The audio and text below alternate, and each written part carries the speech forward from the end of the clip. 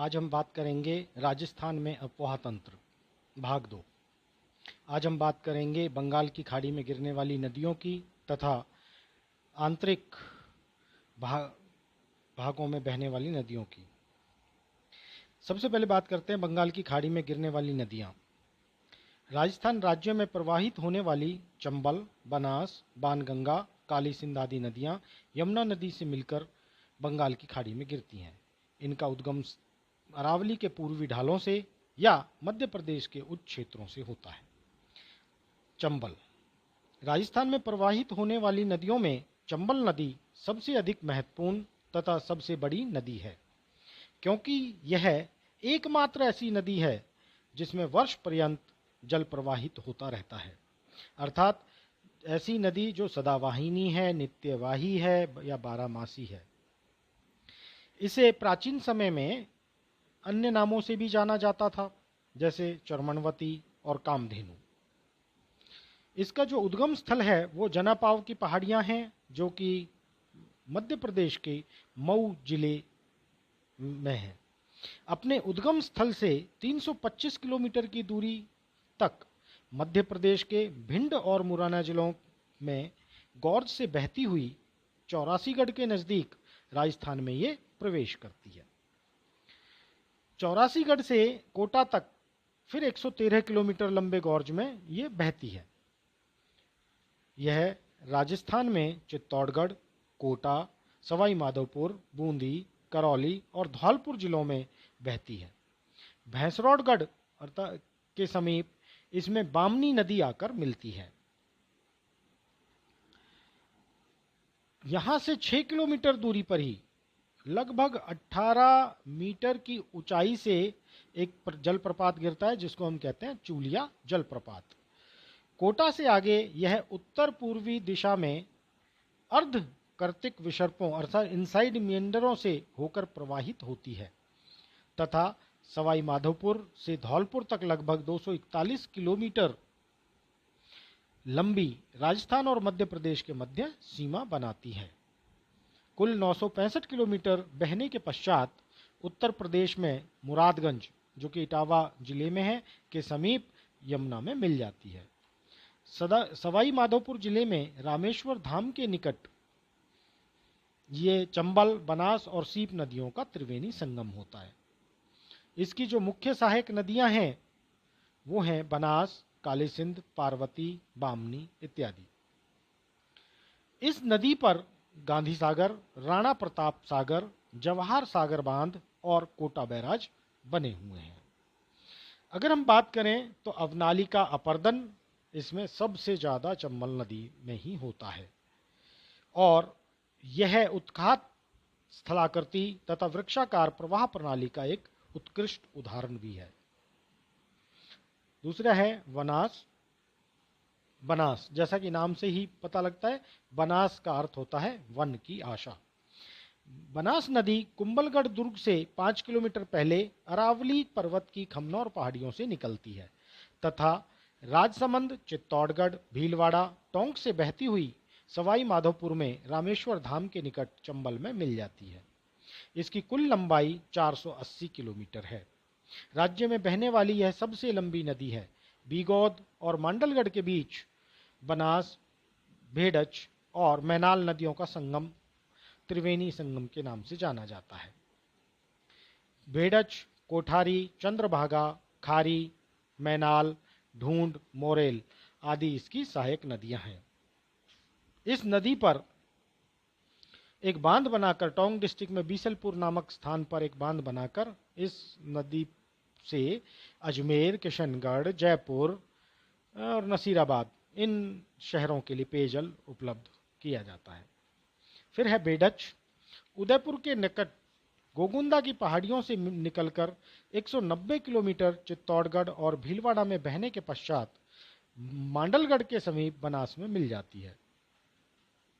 उद्गम से उदय सागर झील तक इसे आयड़ के नाम से जाना जाता है, लेकिन उदय सागर से निकलने के बाद इसे बेडच नदी के नाम से जानते हैं। आयड़, गोमती, आरी, गंभीरी, बागो आदि इसकी मुख्य सहायक नदियां हैं। फिर है कोठारी। कोठारी नदी राजसमंद जिले के उत्तर में दिवेर की पहाड़ियों से निकलकर लगभग 145 किलोमीटर तक उदयपुर और भीलवाड़ा जिलों में बहने के पश्चात भीलवाड़ा शहर के पास बनास नदी में आकर मिल जाती है। इस नदी पर बांध बनाकर भीलवाड़ा शहर को पेयजल की आपूर्ति की जाती है और बांध का नाम है मेजा बांध। खारी बनास की सहायक नदी उत्तरी राजसमंद जिले में बिजरौल गांव की पहाड़ियों से निकलकर देवगढ़ के पास से होती हुई देवली के पास बनास में मिल जाती है। इसकी कुल लंबाई 80 किलोमीटर है। मानसी इसकी प्रमुख सहायक नदी है। ढूंढ तथा मोरेल नदी ढूंढ नदी जयपुर के उत्तर में लगभग 22 किलोमीटर दूर अचरौल नामक स्थान से निकलकर दक्षिणी दिशा में बहती है और लाल सॉट के पास मोरल नदी में मिल जाती है। मोरल नदी जयपुर जिले में दक्षिणी पूर्वी चाकसू के पास दूनी से निकलकर लाल सॉट के पास दौसा व सवाई माधोपुर की सीमा बनाती हुई खंडार के पश्चिम में बनास से मिलती है। फिर है गंभीरी मध्य प्रदेश की जावद पहाड़ियों से निकलकर चित्तौड़गढ़ जिले की निम्बाहेड़ा और चित्तौड़गढ़ तहसीलों से बहती हुई चित्तौड़गढ़ नगर के 2 किलोमीटर में बेड़च नदी से मिल जाती है। फिर है काली सिंध नदी मध्य प्रदेश के देवास की पहाड़ियों से निकलकर उत्तर की ओर राजस्थान के झालावाड़ और बाना जिलों में बहती हुई नोनेरा गांव के निकट चंबल में मिल जाती है। इसकी कुल लंबाई 278 किलोमीटर है। परवन, आहू, निवाज, उजाड़ इसकी प्रमुख सहायक नदियां हैं। फिर है पार्वती मध्य प्रदेश के सीहोर के निकट विंध्याचल पहाड़ियों से निकलकर यह करियाहत गांव के समीप राजस्थान में प्रवेश करती है। कोटा जिले में 65 किलोमीटर का सफर तय करने के बाद पाली नामक स्थान पर चंबल से जा मिलती है। अंधेरी, रेतरी, अहेली तथा कूल इसकी सहायक नदियां हैं। बामनी या ब्राह्मणी चित्तौड़गढ़ जिले के हरिपुरा गांव से निकलकर भैंसरौड़गढ़ के समीप चंबल में मिल जाती है। फिर है मेज नदी भीलवाड़ा जिले से निकलकर बूंदी में लाखेरी के पास चंबल में मिल जाती है। बाणगंगा जयपुर में बैराठ की पहाड़ियों से निकलकर दक्षिणी पूर्व की ओर दौसा तथा भरतपुर जिलों में बहती हुई आगरा जिले के फतेहाबाद नामक स्थान पर यमुना से मिल जाती है। इसकी कुल लंबाई 380 किलोमीटर है और इस नदी पर जमुआ रामगढ़ के पास एक बांध बनाकर जयपुर शहर को जलापूर्ति की जाती है। भरतपुर के यह कई चैनलों में बट जाती है।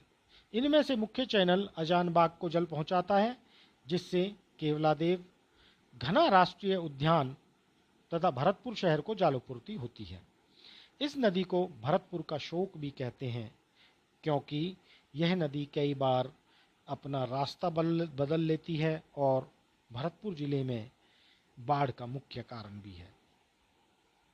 गंभीरी सवाई माधोपुर की पहाड़ियों से निकलकर करौली और रूपवास तहसील से बहती हुई आगरा के पास यमुना में मिल जाती है। इसकी कुल लंबाई लगभग 110 किलोमीटर है। पांचना, सीकरी बांध और बंद बरैठा बांध इसी नदी पर स्थित है। इसी नदी के तट पर करौली नगर बसा हुआ है। अब बात करते हैं आंतरिक प्रवाह की नदियों का। ये वे नदियां हैं जो राजस्थान के मरुस्थलीय क्षेत्र में ही समा जाती हैं। ये नदियां अरावली के उत्तर और उत्तर पश्चिम में स्थित हैं। पहला है घग्गर नदी।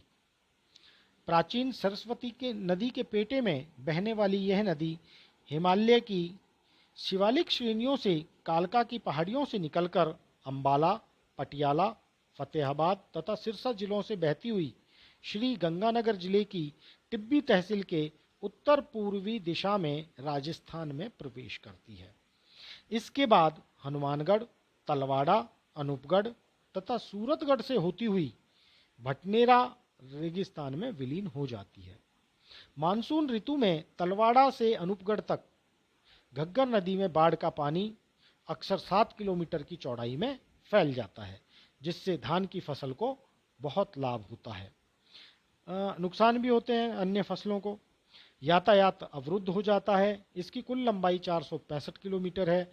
इस नदी के ढके हुए अफवाह और पूरा अफवाह अभी भी देखे जा सकते हैं, जिनसे अनुमान लगाया जाता है कि यह नदी कभी बीकानेर तथा पाकिस्तान के बहावलपुर जिलों से होती हुई सिंधु नदी में मिल जाती होगी। बहावलपुर में इसे हकरा के नाम से जाना जाता है।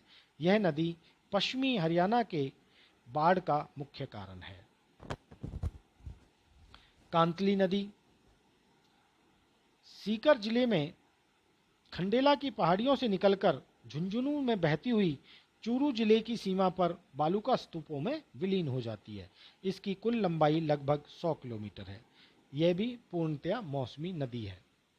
साबी नदी जयपुर जिले के सेवर की पहाड़ियों से निकलकर बानसूर, बहरौड, किशनगढ़बास, मुंडावर और तिजारा तहसीलों से बहने के पश्चात हरियाणा के रेवाड़ी तथा गुड़गांव जिलों में कुछ दूरी तक बहने के बाद पटौदी के उत्तर में ये विलीन हो जाती है।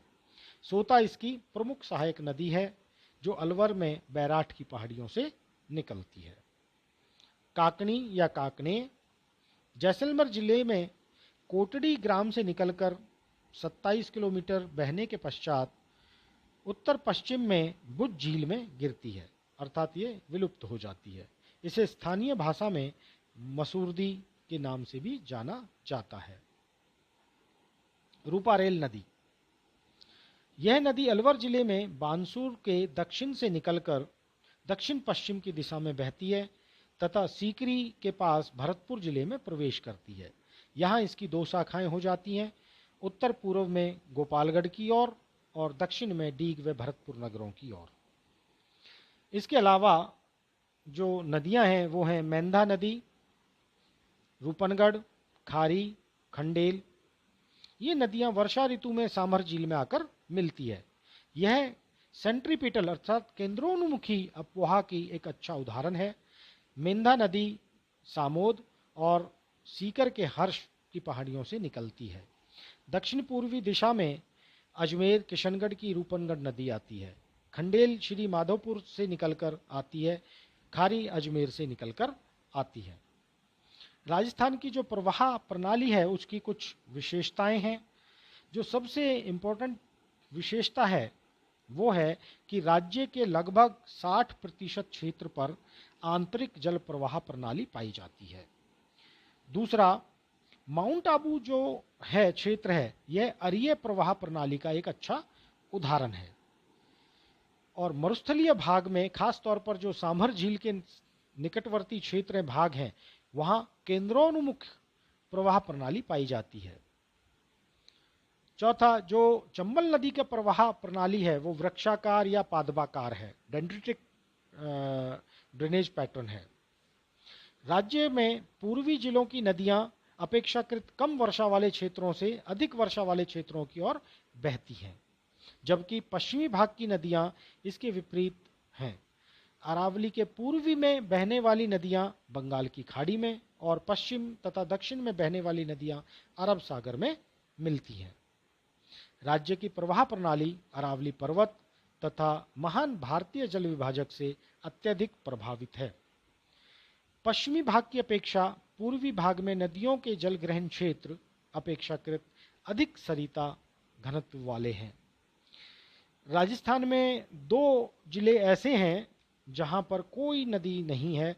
एक तो उनमें बीकानेर है और दूसरा चूरू है। इसके अलावा जितने भी राजस्थान के जिले हैं उनमें कोई ना कोई नदी उपस्थित है। धन्यवाद।